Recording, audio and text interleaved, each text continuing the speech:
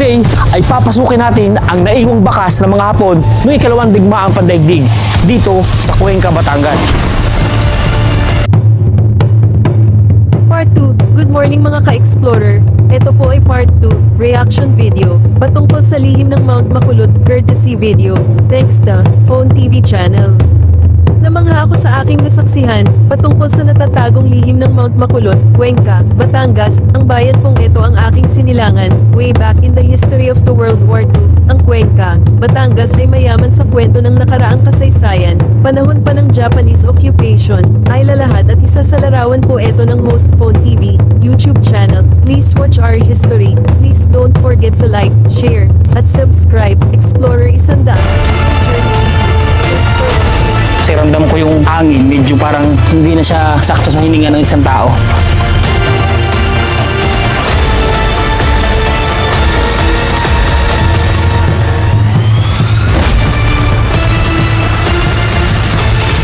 Kaya lang, tayo one time big time. Kailangan talagang pahalagahan natin yung kanilang paghihirap dito sa paggawa nito.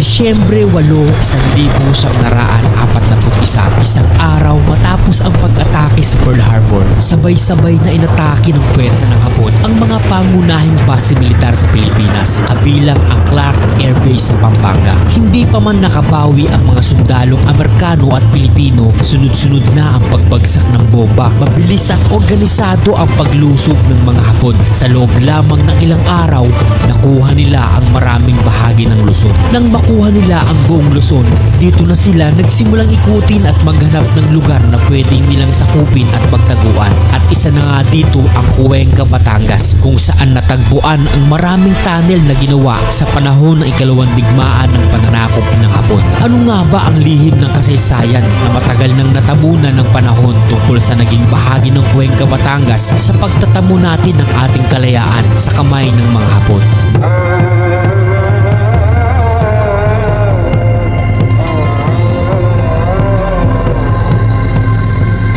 Tahimik at payapa, ganyan madalas ilarawan ang bayan ng Cuenca sa Batangas. Pero sa likod ng ganda at katahimikan nito, may isang kasaysayang matagal nang natatabunan ng panahon. Isang kwento ng digmaan, lihim at mga tunnel na nagpapakita ng mga bakas ng mga Hapon noong ikalawang digmaang.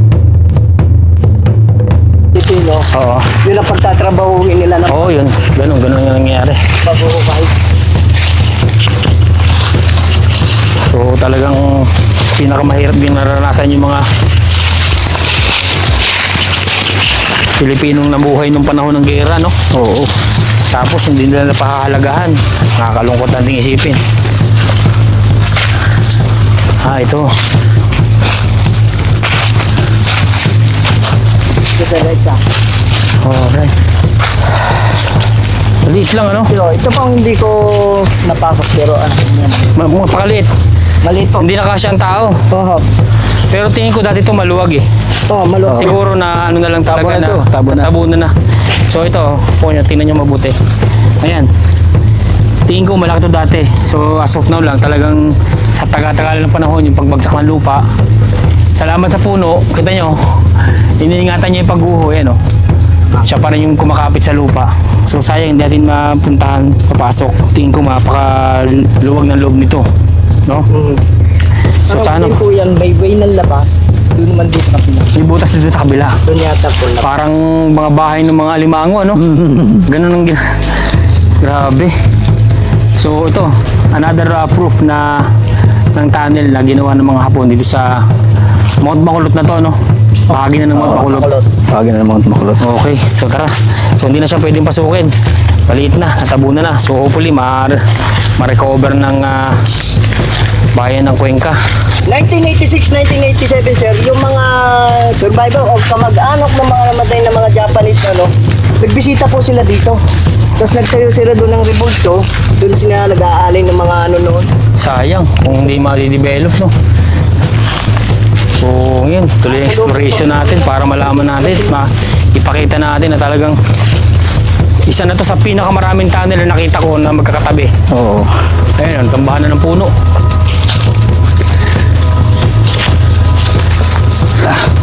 Hindi madaling puntahan pero Opo.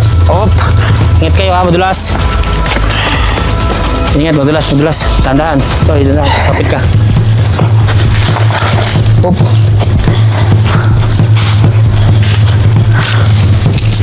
Opa. Yeah.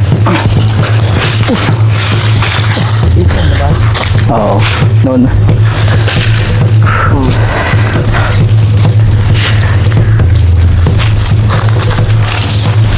Natutumbahan na ng mga puno. Yes sir, dito labas nung. Ah, okay. Sayang din, natabunan na rin. Opo. So ito mga po yan, tingnan nyo. Yung nakita natin kanina doon, itong labasan.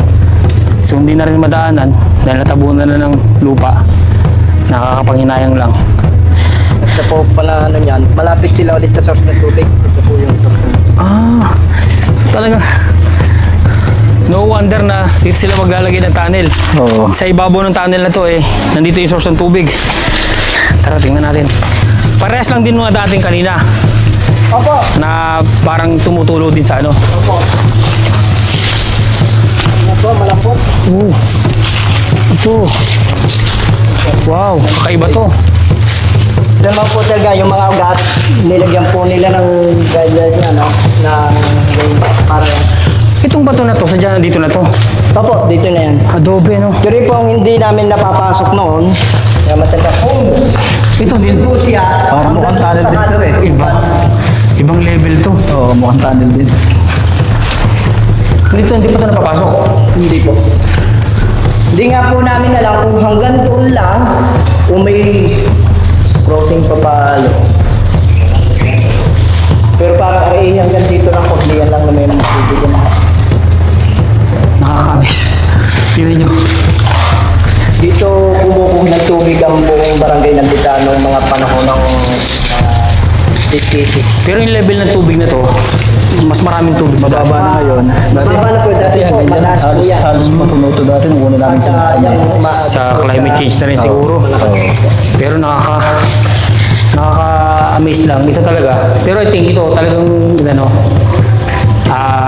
ginawa din o gawang tao ba o likas na ganito. ang gawa po nito. Gawang tao yan. Japanese na rin po yan. Yung pagkaano yan.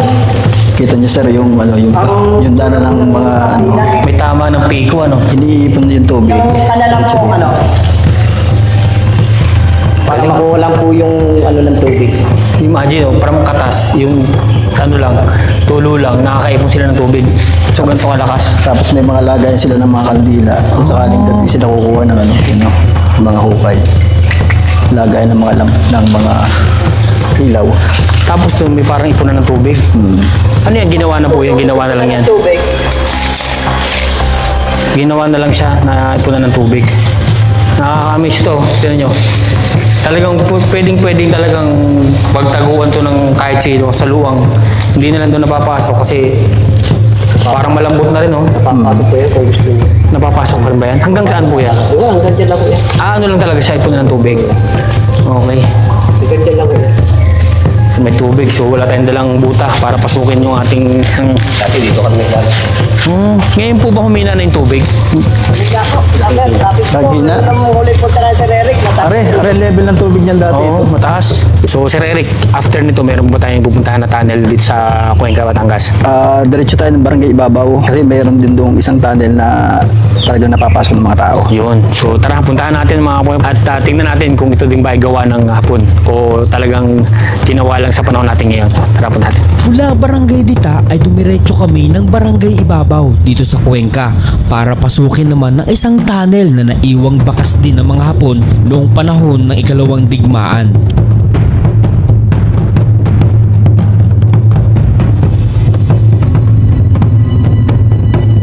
So, ngayon naman, pupuntahan naman natin yung isang tunnel na sinasabi din na iniwan din ng mga Hapon na pinagtaguan din dito sa Cuenca, Batangas. Sir, ano yung tawag niyo sa tunnel na to? Ito yung sa Tura. Sa Tura ang Tura. tawagin. Tura. Tura. Okay. So tara, puntahan natin. Para makita natin kung ano itsura naman ng tunnel na to. So itong tunnel na to, sir, napapasok to ng napapasok siya ng tao. Ayan, pasukin na. Kaya pasukin. Hindi rin biro. kwan din ito, may labahan din. May mga tubig din? May mga kuhanan din ng tubig. Oh. Wow, ingat tayo, ingat. Okay.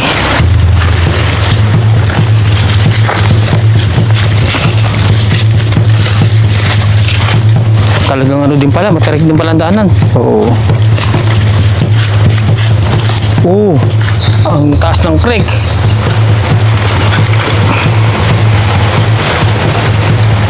Di biro din puntahan to. Ingat ha.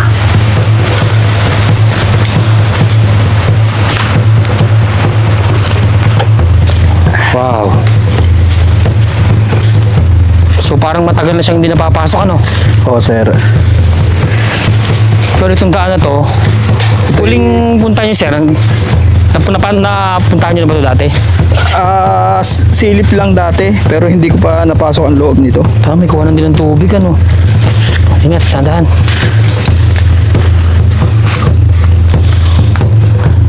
Wow. So talagang ano pala siya, palalim. Itong mga daan na to, ginawa na lang to ng ano. Posible, ito yung mga ginawa na rin ng mga tao dahil may kuhanan ng tubig eh. Oo, Pero, nung panahon ng hapon, posible wala pa ito. Itong mga patuloy na to. Grabe. Hindi rin birong puntahan pala ito. Ayan oh, may Yung kuhanan ng tubig. may kuha na ng tubig. Wow. Tingnan nyo mga punyo yan oh. So, may nakita rin tayo ditong may tumutulong tubig na galing sa bukal, sa bundok. Na, ingat tayo. Puntahan natin para makita natin tong tubig na to at syempre yung tunnel. Pero hindi biro. Ingat talaga. Madulas. Wow. Mukhang bihira na rin mapuntahan ano. Oo, sir. Dahan-dahan, madulas ha. Dahil maganda na ang kuwan maganda na ang tubig dito, ang may patubig na ang barangay. Oh, Kaya hindi na masyado ring ingat. Medyo madulas. Tumbahan na rin pala ito ng puno. Oh. Kailangan mag-ingat, madulas. Yeah. Napakaganda ng lugar. Mas malaki to doon sa puntahan natin kanina, no? Oo, sir. Tingnan mo, oh. Sobrang ganda. Galing din sa mga ugat. Ganon din, ano? Hindi malakas ang daloy ng tubig, pero talagang ano. Yun, oh. Ganyan siya kalakas. Oh. So, ginawa na nila parang gripo. Oo. Walang ubos yan. Galing. So, grabe. So mga po, tingnan nyo. Ganun din, same thing lang din. Tingnan nyo yung pinagdadaloy ng tubig. Ayan o. Galing sa mga halaman. Ayan. Ito yung nakakamis. Ito, tingnan nyo. Akala ko kung ano lang to, pero gulat ako nung tinanggal siya. Ganyan kalakas yung laman ng tubig.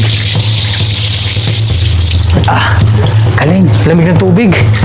So ito, ginawa na lang talaga to ng ano. Oo, mga taga rito. Lamig oh. Oh, 1984. Ang tagal na. Tingnan nyo to. 1984. 94 ba na 84? Ang 1984. 1984. Pakatagal ng panahon. So, hindi nakakapagtaka talaga na magkaroon din ng tunnel dito kasi meron ganito. Oo. So, yung tunnel, sir, malayo pa.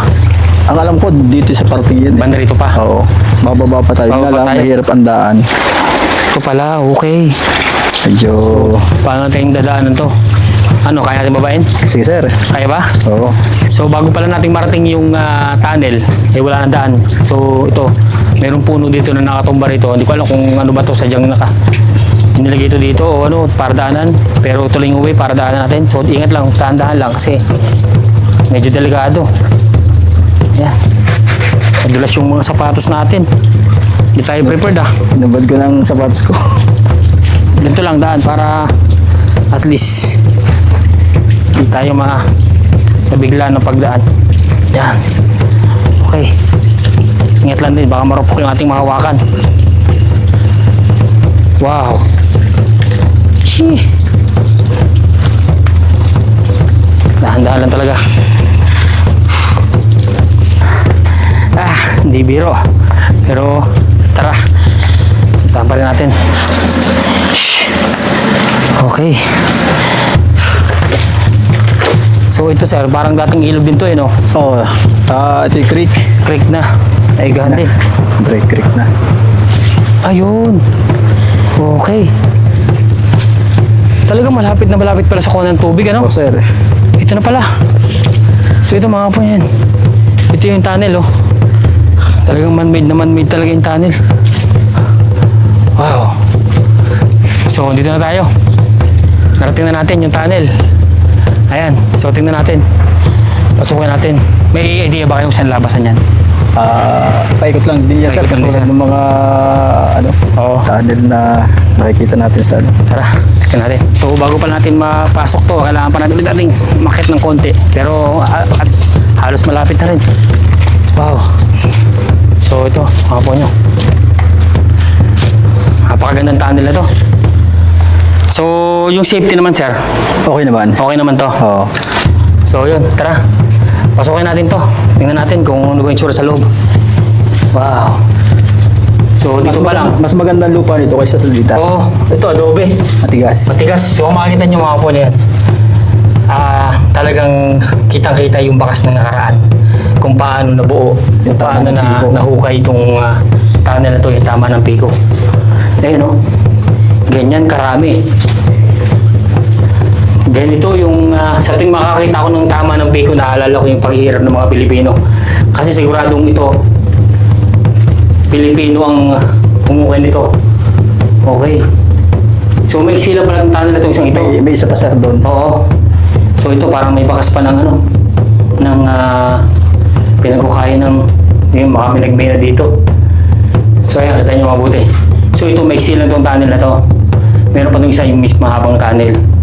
So as of now to talagang, ito yung tinatawag nilang taro. Tura. Tura pala, sorry. Tura itong lugar na to eh. Lugar. Ito. Okay. So may lang itong tunnel na to. So pinagtaguan lang ng mga hapon na hindi na ituloy.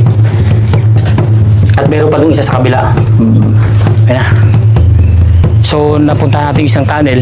So puntahan naman natin yung pangalawang tunnel na tinuturo na si Eric na isa pa rin sa mahabang tunnel.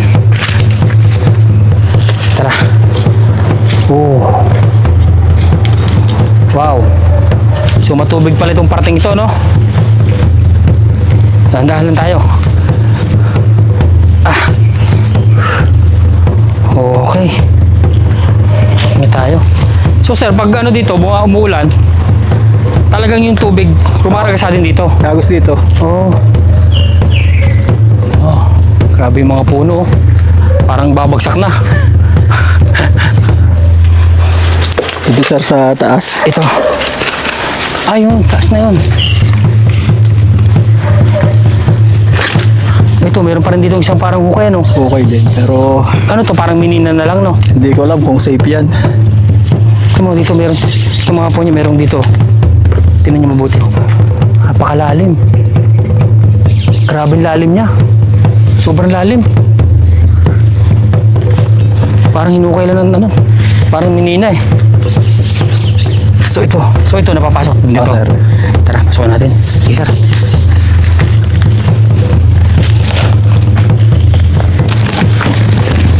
Wow.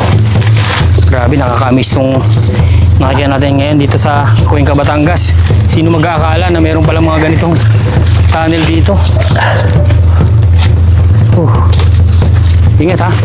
Medyo marurupok na yung mga... Alright. Hindi rin biro pag natin marating. Siguro sir, pagdating ng panahon, baka magagawa na ng paraan na lagyan ng daanan, ano? Oo. Pag nag-develop talaga ng ayos. Wow. Madaling puntahan. Alright. Bungad. So ito. Ayan. Nandito na tayo. Sa bungad ng isang napakahabang tayo. Saan nandiyan yung sabi? Idea ba kayo kung gano'ng kahaba ito? Wala pa eh. Wala pa. Hindi pa Wala talaga pa. napapag-aralan ng gusto, ano? Oo. So ito mga po nyo. Kaya makita nyo. Dito nakatira na rin yung mga palaka. Ayan. So kung makikita nyo, nandyan sila lahat. May mga basura na rin na mga sako.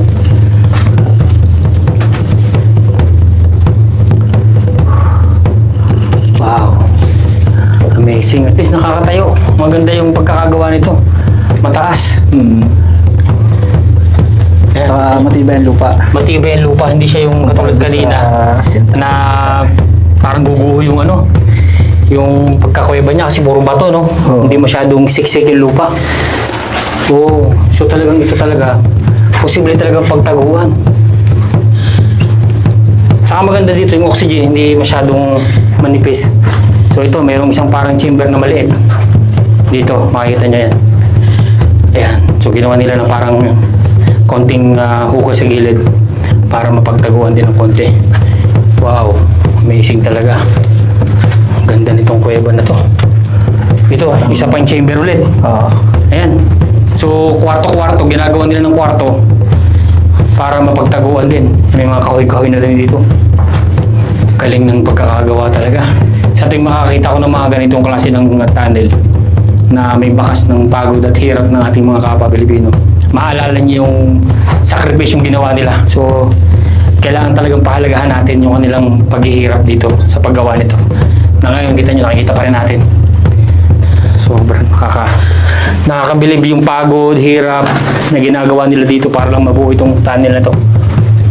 Napakahaba pala nito. So ito, sir, may ilang daan. Ito, chamber lang to. Chamber din, sir. Okay, chamber. Ayan, may nalipad na ano, na paniki. Ito yung mga tulugan. Oo.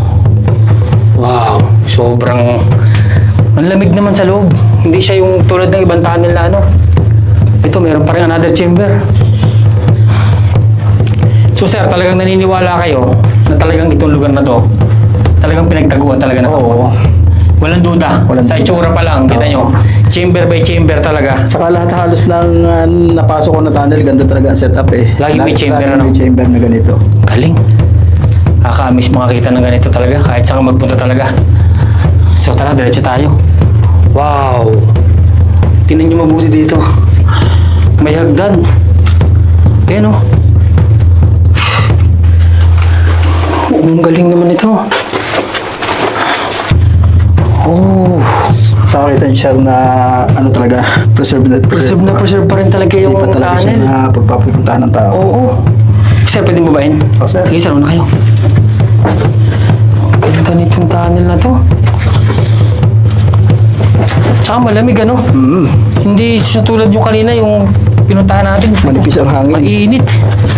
Ito, malakas ang malamig, oh. Parang merong hangin na pumapasok sa loob. Ayan, so dito, iba ng texture ng lupa, oh. Ayan, meron ng ibang texture na ng ano. Yan ang pagkalupa niya rito. Ayan, may mga Papasin nyo sir na kung ano ng mga ilaw. Oo, lagay ng ilaw, mga kandila, no?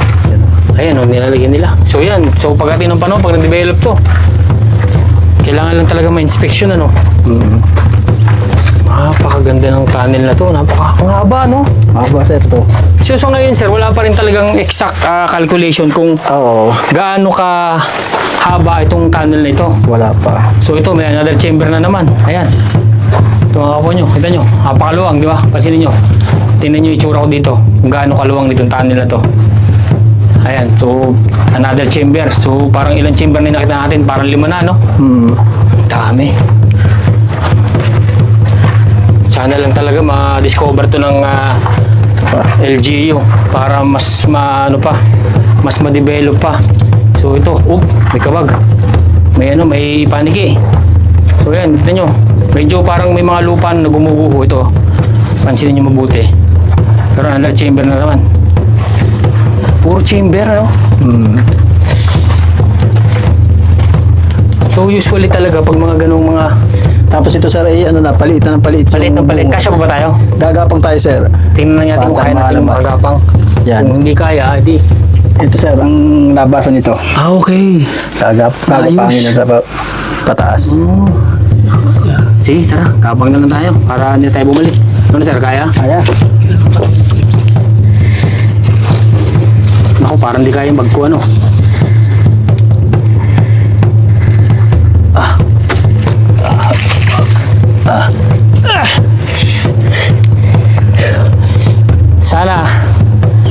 i-develop na itong tunnel, mapalaki ng butas itong lalabasan para mas marami makapunta dito. Pero sulit. Sulit yung punta natin. Napakaganda ng tunnel. Na-amaze ako.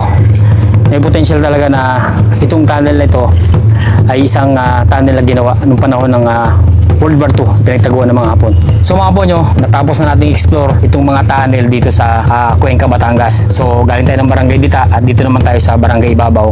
Kasama pa natin si Sir Eric at pinakita niya sa atin yung napakagandang tunnel na as of now hindi pa rin i-discover. At ngayon nakita na natin, na-explore natin ang ayos. Nakita niyo naman kung gaano kaganda at may potential. Sir Eric, ano ba yung plano niyo dito talaga sa mga tunnel na ngayon na-discover ngayon dito sa Cuenca, Batangas? So ngayon ay kasalukuyang isinasagawa ang Tourism Master Plan ng Cuenca, kung saan ang munisipyo ay talagang kumuha ng mga expert na gumagawa ng aming Tourism Master Plan. At dito sa Tourism Master Plan na to, nakapaloob dito yung mga inventory ng katulad ng ganito, mga tunnel, mga lumang bahay. So, dito sa pag-aaral nito ay lalabas kung ano talaga yung pinakamagandang plano na dapat munang gawin sapagkat tatandaan ho natin ay hindi pwedeng bara-bara dito sa mga ganitong ano, kailangan ay may safety talaga. may tamang hakbang, may proseso, katulad ng ipapacheck natin yan sa MGP under ng DNR yung kanyang lupa kung talaga bagang stable, safe pasukin sapagkat number one talaga safety ng mga mamamayang papasok kung sakaling ito i-develop at i-open sa public. Pangalawa yung tungkol sa pag-aari ng lupa kasi ito ay mga private property, so kailangan magkaroon ng ugnayan at ang pinakamaganda nga dito na nangyari ngayon, may ipakita natin sa mga kababayan nating Cuenqueño at hindi lamang sa taga Cuenca, kundi sa buong mundo na dito sa bayan ng Cuenca, ang dami at ang yaman ng kasaysayan na po pwede nating ma-develop pa at maging potential. Ang laki ng potential nito pagdating sa tourism. Sobra. So mga kaponyo, abangan natin yung development na mangyayari dito sa Cuenca, Batangas at nakikita natin na talaga may potensyal na puntahan ito at dayuhin nung iba pa nating mga kababayan na gustong makita at balikan yung mga nangyaring nung nakaraang panahon ng World War II, nung panahon ng Hapon, kasi talagang ma-miss kayo pag nakita nyo ng personal itong mga tunnel nandito. So abangan nyo at makikita nyo kung gaano kaganda ang magiging development dito sa Cuenca, Batangas. Maraming salamat sa pagkakataon. Isang inisyatibo nyo para sa amin. At ito, nandito na ang development namin. Kasabay ang pagkapagplano. Plano para sa 10 taon na kung saan inuna namin ang aming Comprehensive Land Use Plan, Comprehensive Development Plan. At sa inyong mga napuntahan, ako'y natutuwa. Kasama na din dito ang aming Tourism Master Plan na kung saan pinahalagahan ninyo ang aming mga tunnel, bukod doon sa aming mga resort, view deck, Mount Makulot. Kasabay nun, hindi lang Mount Makulot, kundi mga tunnel na ginamit, na sheltered ng mga Hapon. Ako'y natutuwa, nakita ninyo, kasama sa aming ipinagagawa at nakaangkla sa aming Tourism Master Plan, itong inyong pinuntahang mga tunnel na ito. Sabi nga, nung panahon, iba naging imahe. Pagdating doon, parang kayo natatakutan dahil yung tunnel, andun ang mga sabihin na nating matatapang at na mga sundalong Hapon. So, ngayon naiiba na sa tagal, sa haba-haba ng panahon na dumaan. Ngayon naiiba na. Magiging tourist spot namin. Salamat sa inyo. Hayaan nyo, hindi naman kami titigil para may ayos. Kasama sa pagpaplano ng aming, inuulit kayo aming Tourism Master Plan para iayos. At ako'y natutuwa kung nung dati ang Hapon ay naging mapamuksa sa ating mga kababayan. Ngayon, iba. Ang Japanese ngayon ay tumutulong na. Meron kaming JICA volunteer from Japan na siyang nakakatulong at nakikishare at pwedeng paabot sa kanila, mula sa kanila papunta sa Japan kung paano ngayon matutulungan kaming mga naandi dito. Umaasa kami, mariresort pa namin at magiging parang theme park.